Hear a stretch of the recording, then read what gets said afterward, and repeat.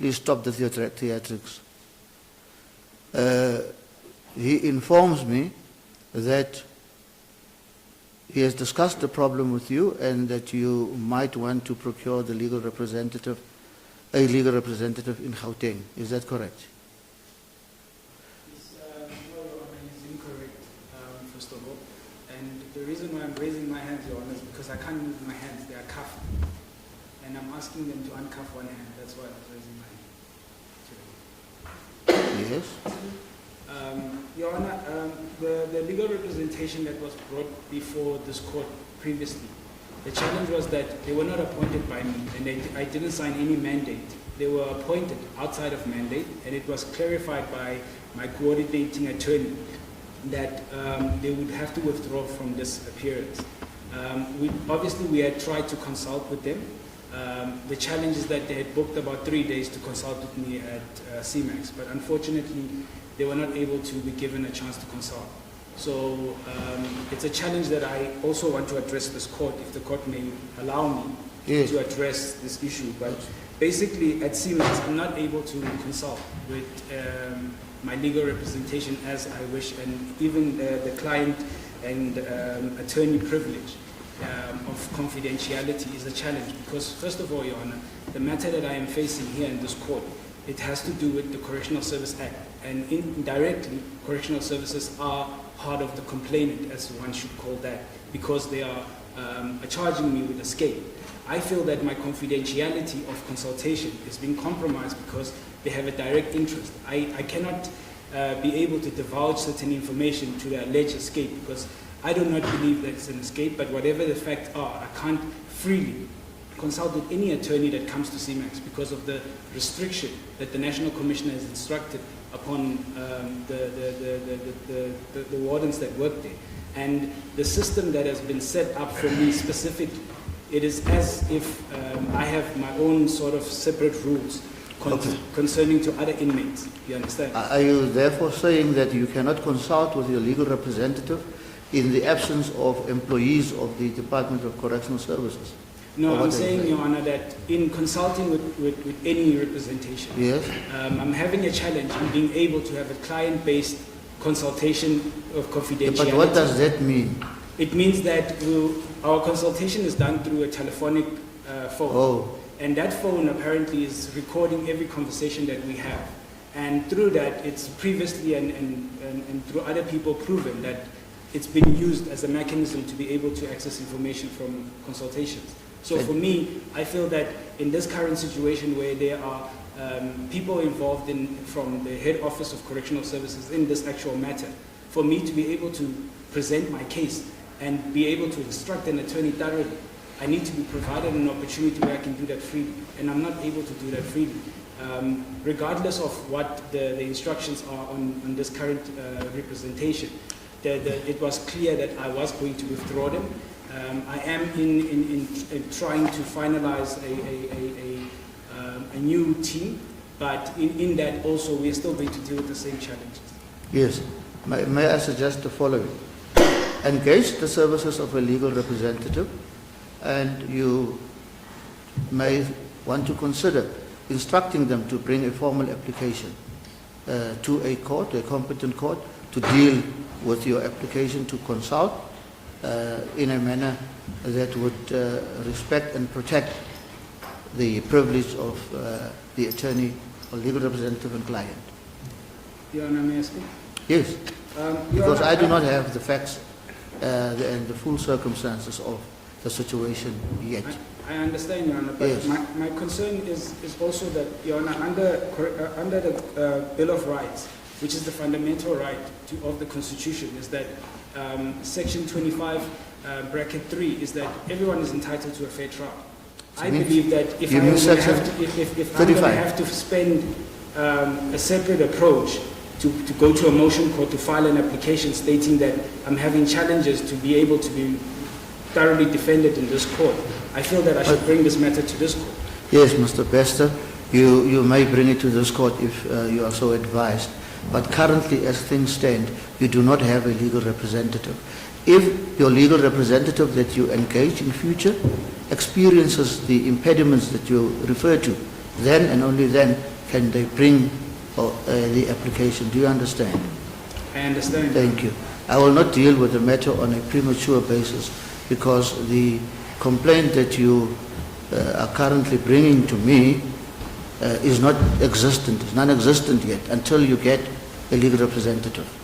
And that legal representative may then engage the authorities at the Department of Correctional Services, and should they not find any joy, they can then approach any competent court, including this court. So when will you be able to speak to your new legal team?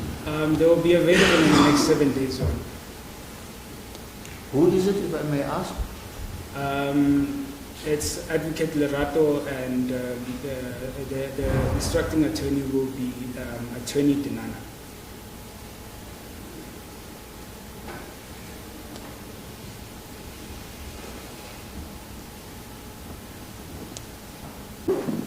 All right.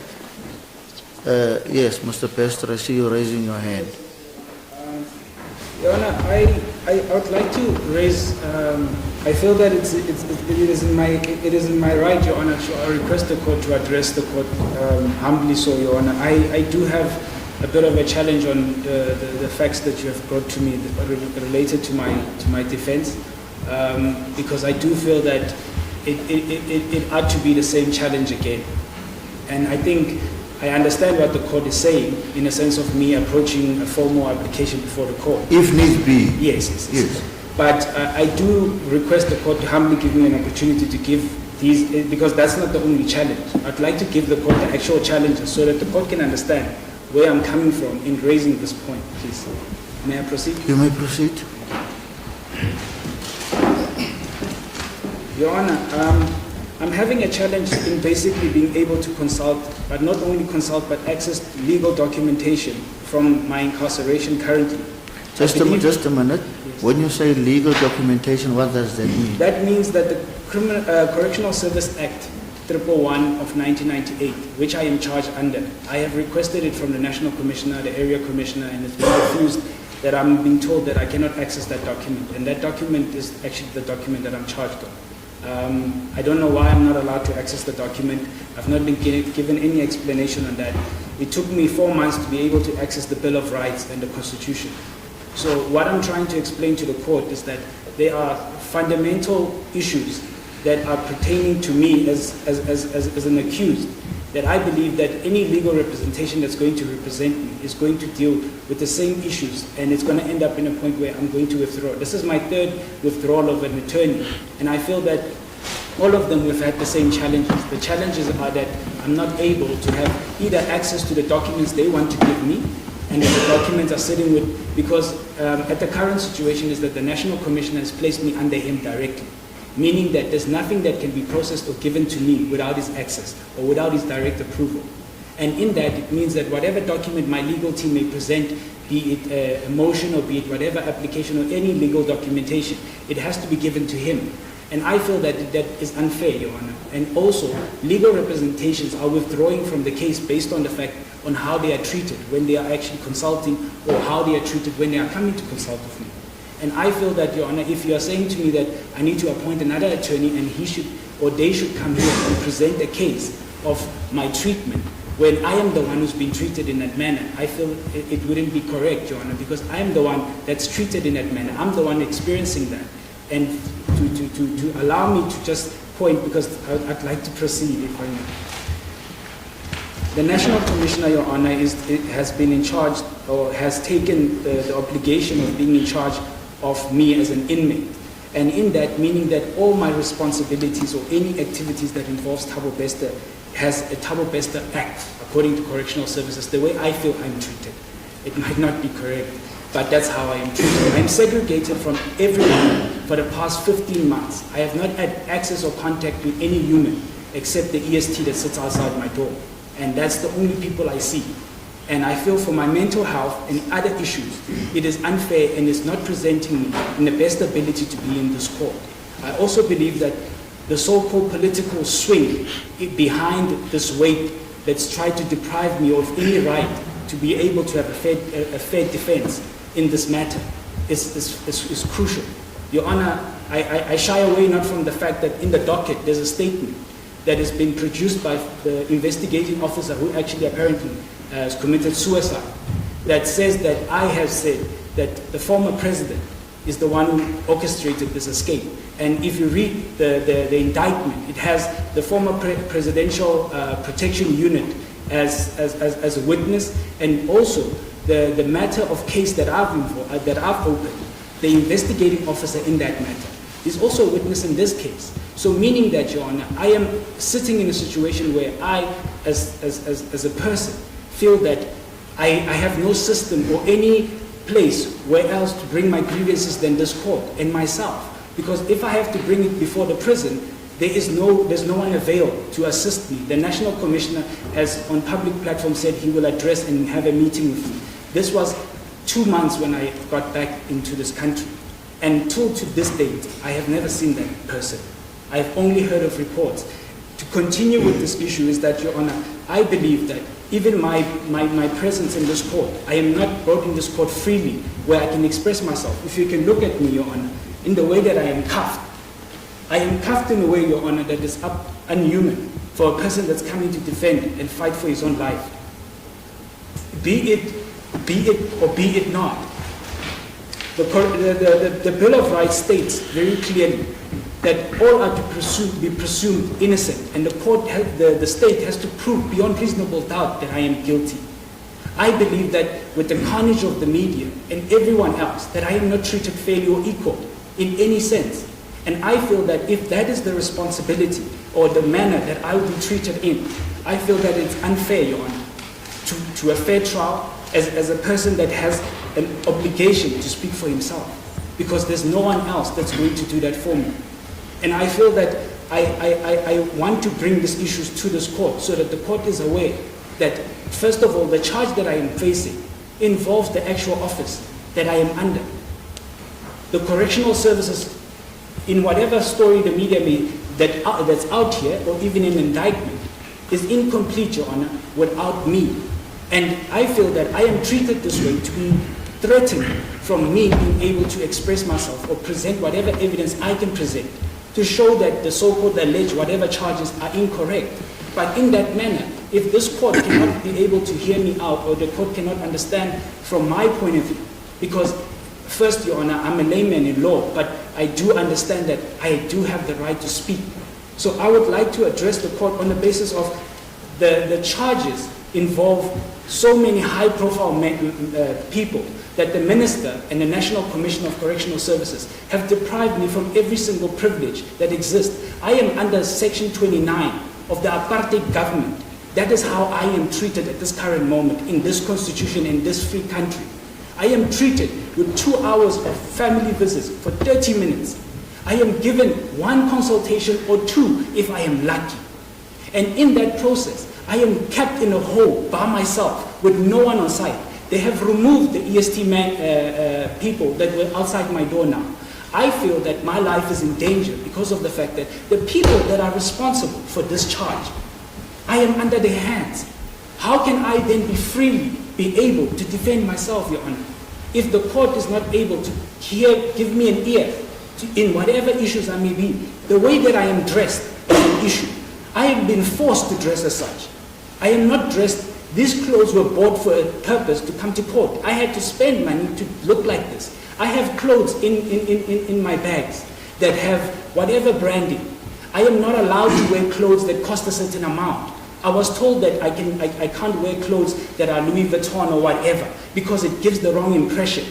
So I am now being forced to follow laws based on impression, Your Honor. And this is not just one thing. It's several matters and several issues that lead to one person. And this is one person out of 300,000 inmates in South Africa. I feel that it's unfair. You understand, Your Honor? I feel that I'm out to speak because I'm going to appoint another legal team, and they're going to withdraw again. And I'm going to come back and say, Your Honor, but I have the same problem. I don't have a copy of the docket. I don't know what the docket is.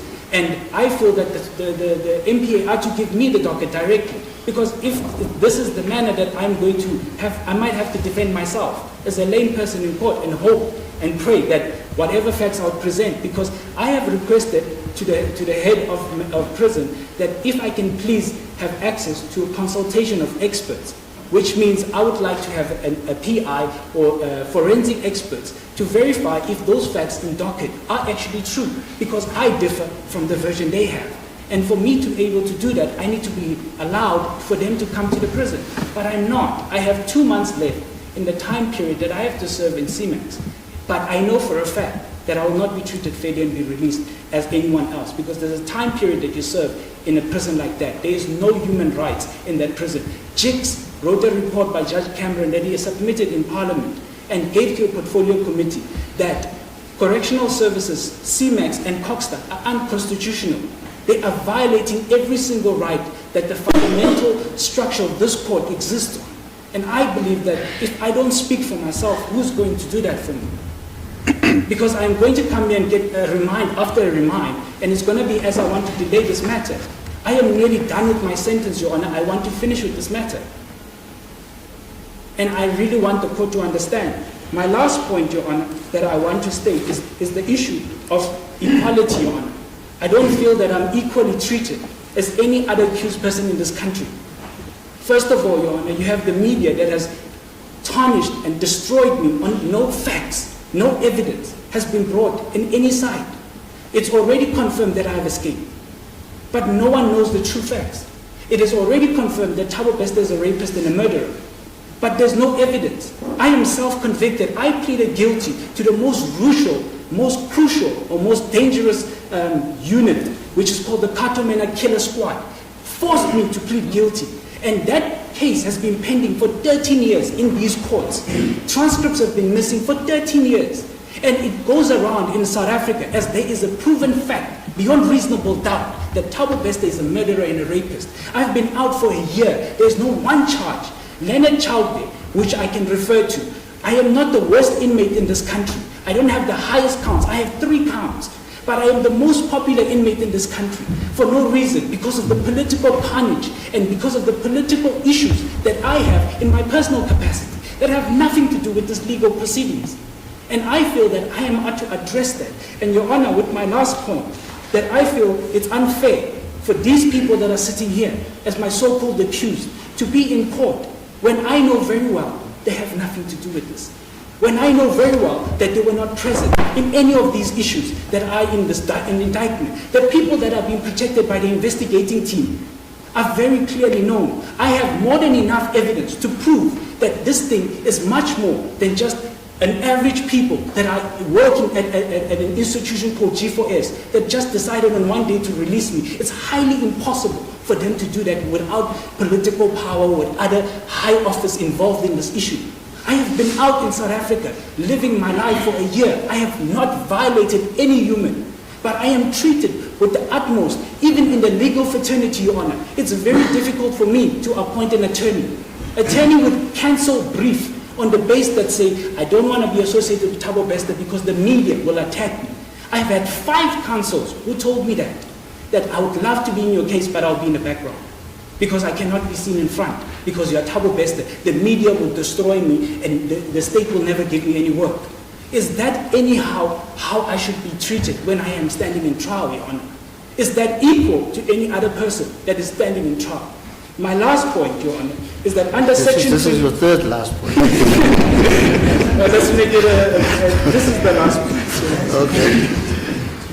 Section 277 that was cancelled by the Constitutional Court as a death sentence. Your Honor, I say this as a broken man, and I say this wholeheartedly.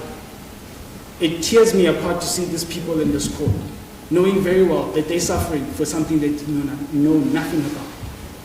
I request that the public, if they are so convinced, and if the prosecution is so convinced that I am the waste of these people's lives, that this section be enforced on a penalty or on a petition, that under the previous Act of Correctional Services, of Criminal Prosecution, Act 126 of 92, that a death sentence be given as a petition, that the public signs a petition and I be given a death sentence, and immediately I will agree to it. So we end this matter. I came here with 80 cars. I woke up at 2 o'clock in the morning. I've been having chains on my feet. My feet are ice at this point. I can barely feel my toes. This is not the way I want to proceed, Your Honor. If it means that this court can accept the petition and the public can sign it, and I can be put to rest, and we can put all this, because I am at peace. I know what I've done. I know what I've not done. I am not perfect. But one thing I know for a fact, that none of these things would exist if there was no backhand of political watchdogs that control the situation. And I humbly ask you, and I'm sorry to have the outburst, but it's a lot for me to take. Really, it's too much, because I feel that it's unfair. It is unfair to be treated and to struggle to appoint an attorney. You find the best attorney in whatever, or the best advocate, but they will refuse brief. It's not a matter of funds, it's a matter of association. And it's not fair. It means that I'm not equal in this court. And if I'm not equal in this court, then it's a waste of time to come to court. Then we might as well just sentence me and release these people, because they knew nothing. Are you done? Yes. Thank you. Yes, Mr. Bester, it seems to me that what I intimated earlier still remain relevant, and that is you must first engage the services of a legal representative. Secondly, with regard to your conditions in prison, it is for that reason that Justice Cameron is there. He is the inspecting judge of prisons. You can lodge a complaint with his office, and I can assure you that it will be investigated. When it comes to the documentation, again, your legal representative can help you to bring an access to information application, and you'll get that. Mr. Mpemvane, who is standing in for Advocate Bester here, can be engaged in order to give you a copy of the docket for you to look at what evidence they have against them. I'm not in a position to prescribe to the press, the media, or to Mr. Mpemvane on what they should or should not do. Lastly, as to your co-accused, it is the state that brings prosecutions and not the court. The state is of the view, and that is why they are before a court of law, that there is at this stage a prima facie case against them, and that is all that they need. It is not for me to decide whether they are innocent or guilty. And the death sentence, you say yourself, it has been declared unconstitutional. I have no power to bring it back. One, and two, the whole issue of a petition, that is totally irrelevant. It's not a consideration for present purposes. So what I suggest is get a legal representative and let your legal team do the necessary. I think it would be best, as you yourself say, you are a lay person, and I don't think that it would be wise for you to want to conduct your own defense. So you informed me that you'll be able to do that within the next 7 days. A date has now been arranged, which is the 24th of July, 2024. Should you instruct or engage an attorney, you can give the attorney instructions to bring the necessary application to this court, because I cannot entertain an application, Mr. Mpemvane, if I don't have the, Mr. Bester, if I don't have the other side of the case. At this stage, that is what you tell me. I do not know the veracity thereof. It would therefore be proper if there's a proper application, properly prosecuted, and the commissioner or whoever else you mention has the opportunity to answer, and a court of law can then look at all the relevant facts and circumstances and come to a proper decision on the matter. The doors are not closed to you, Mr. Bester. So, and if your legal representative feel that he or she or they are constrained by the rules of the prison, they can always bring an application to the court to relax those and the court will, depending on the facts presented to it, make a just decision. Thank you. I postpone to the 24th of July 2024. Accused numbers 1, 7, and 8, you are in custody. Accused numbers 2 to 6, plus accused number 9, your bail is extended. You are warned to appear in this court again at 9 o'clock in the morning of the 24th of July. Mr. Mpemfane, you will then see to it that you clarify the issues raised by Mr. Dlamini with regard to the indictment. Thank you. Court adjourns.